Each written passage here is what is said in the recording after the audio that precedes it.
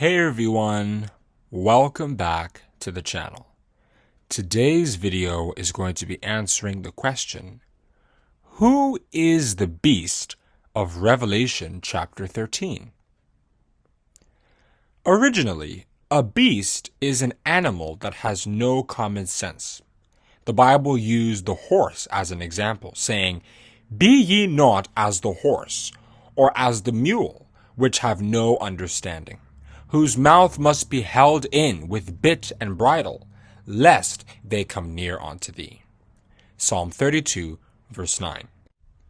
The Bible uses beasts to describe institutions that man sets up in a humanist effort to kick God out of their lives, even denying God's existence in the process.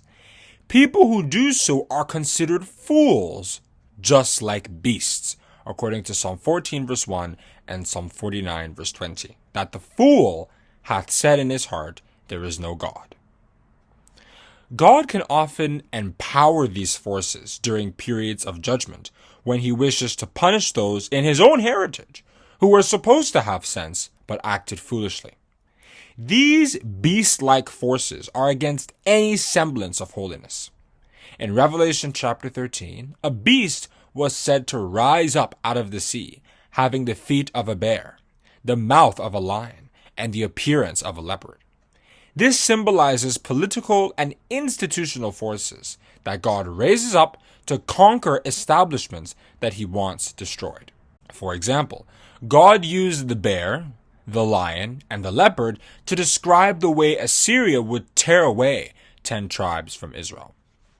Therefore, I will be unto them as a lion, as a leopard by the way will I observe them. I will meet them as a bear that is bereaved of her whelps, and will rend the caul of their heart, and there will I devour them like a lion.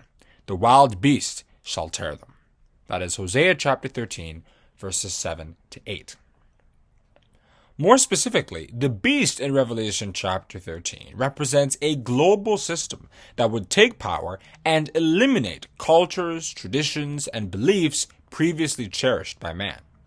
For example, the last few hundred years has seen separation of church and state, and the rise of secularity to dominate the influence of spirituality in man's life, in fulfillment of Amos chapter 8, verses 11 to 13. With the development of science and technology and swiftly changing social norms, man is being driven by a force that is unrecognizable to many. Many parents are losing control of their children as they are swallowed up by secular forces. Church leaders watch as their flock leave their churches to join worldly groups. Many ideas that were rooted in culture and spirituality have been challenged, such as men being breadwinners and heads of their families, or the importance of remaining a virgin till marriage, and even the existence of God itself. That's why the Bible said, "Man that is in honor and understandeth not is like the beasts that perish." That is Psalm 49, verse 20. God has empowered this affront on mainstream Christianity to weed out apostates from his church, according to Matthew chapter 13, verses 41 and 42.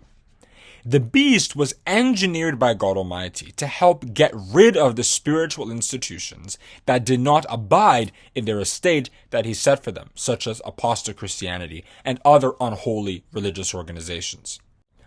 God raises up forces that have no regard for spirituality, hence they are beasts, to get rid of the apostate spiritual institutions. With their churches emptying out, their respect among world leaders waning, and their relevance in the modern world deteriorating, God will continue to use these beasts to completely eradicate that system so that his church can be fully purged of apostates. Jesus Christ described the process this way: "The Son of Man shall send forth his angels, and they shall gather out of his kingdom all things that offend, and them which do iniquity, and shall cast them into a furnace of fire. There shall be wailing and gnashing of teeth." Matthew chapter 13, verses 41 and 42. Once this system has done its job, it will be weeded out also, because it has no regard for spirituality. The Bible prophesied, "And the beast was taken, and with him the false prophet that wrought miracles before him, with which he deceived them that had received the mark of the beast, and them that worshipped his image. These both were cast alive into a lake of fire burning with brimstone.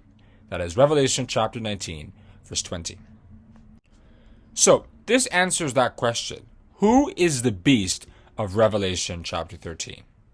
Thank you for watching, and if you enjoyed this video, don't forget to click the like button and subscribe to the channel. I will see you in the next one.